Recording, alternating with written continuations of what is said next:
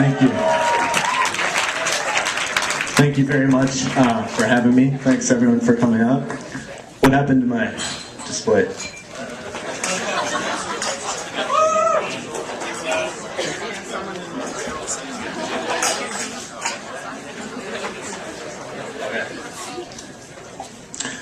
All right, so I was told that this is actually the first, this may be wrong, but this is the first sports-related talk at Nerdnite, so I'm proud to be the guinea pig here. I'm going to go off on a bunch of tangents, but try to incorporate two things I know a little bit about, NBA basketball and social science, in particular psychology. Now, why talk about professional basketball? Well, quite simply, it's the best sport on the planet, and you see all types of things that you wouldn't see in normal sports.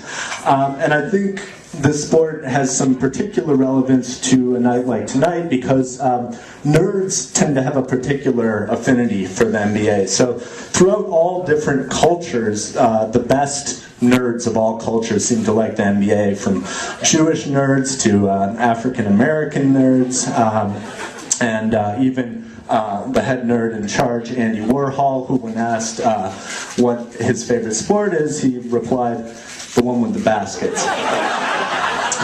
So I think the NBA is the official sport of nerds everywhere, but also the NBA is really cool because it lends itself to this sort of nice complex analysis that I'll be talking about today. I'm going to give a little plug to FREEDARKO, which is a website I co-founded, and we've produced some books. Here's an example from one of these books. This is just an illustration of how you can produce some nice statistics and analyses from the NBA. Right here, what you see is sort of a Fowler and Christakis type network map of different players that have had fights with each other. And the bigger dots represent players that have had more fights, and they're connected between who they fought with. Here's another example of how we've attempted to analyze the mechanics of Tim Duncan's game. The text is too small though.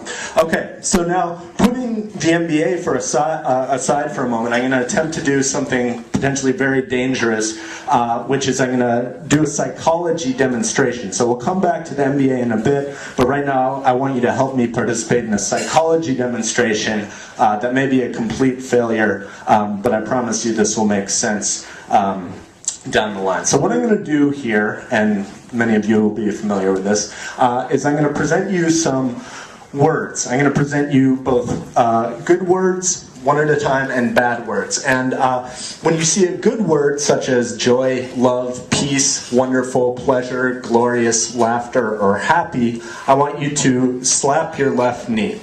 And when you see one of these bad words such as agony, terrible, horrible, nasty, evil, awful, failure, or war, I want you to slap your right knee. So I'm going to present these very briefly, just a second at a time. They're going to appear in the middle of the screen. When you see a good word, slap your left knee. When you see a bad word, slap your right knee. Ready? All right. 3, 2, 1, go. Come on, guys. Alright, that was pretty weak. Alright, we're going to need to get some more participation for this next round, because this next round is a little more complicated. Now I'm going to present you different faces from different races. When you see white faces, I want you to slap your left knee. When you see African American faces, I want you to slap your right knee. Okay? Very simple. These are going to appear in the middle of the screen on 3, 2, 1, go. Okay, alright, good job, much better. Alright, now we're going to make things a little bit more complex. So now I'm going to present either words or faces, and when you see a good word or a white face, I want you to slap your left knee. And when you see a bad word or an African American face, I want you to slap your right knee. This should be fairly straightforward. Okay, ready? 3, 2, 1, go.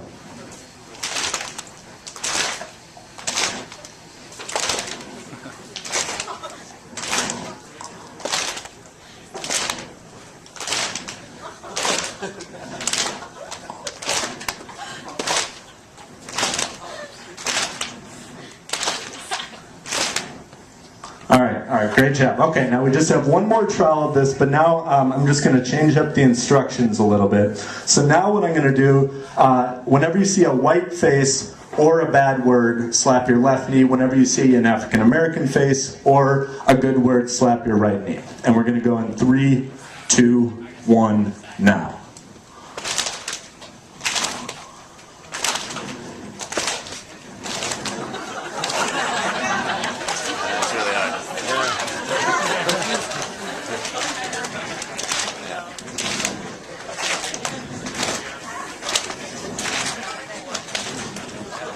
Okay, what happened there? What appeared to happen there is what psychologists refer to as implicit bias or implicit racial bias. And unfortunately, this is something that's pervasive. This refers to a bias that's outside of conscious awareness and conscious control, where we have certain associations with different social categories, and you should know, for any white folks out there, that you're not alone. 80% of white people tend to show bias on a test like this. And this test tends to have some important implications for hiring and medical and voting decisions. So this seems to be a pervasive bias. Now the question is, what happens when you have a white referee judging a game dominated by African American players? Does this bias persist? Yeah, right, or African-French players, such as Tony Parker. I'm sorry to kind of bring the mood down here, but I promise it gets more fun in a bit. Now, some clever economists at Wharton wanted to investigate whether this implicit bias exists amongst referees and players. So they analyzed all of the NBA games from 1991 and 2004, and what they found was that in all these games, there are more fouls called on players by opposite race referee crews versus own race referee crews. So if you're a black player, you're more likely to have fouls called on you by an all-white referee crew. And if you're actually a white player, you're actually more likely to have fouls called on you by an all-black referee crew. And just to illustrate this for the black players, it turns out that when you compare nights when the referee crew, three-man referee crew, is all black versus all white, the number of fouls is about 0.2 more than white players on those nights. So this is a big deal. Another way to look at this bias,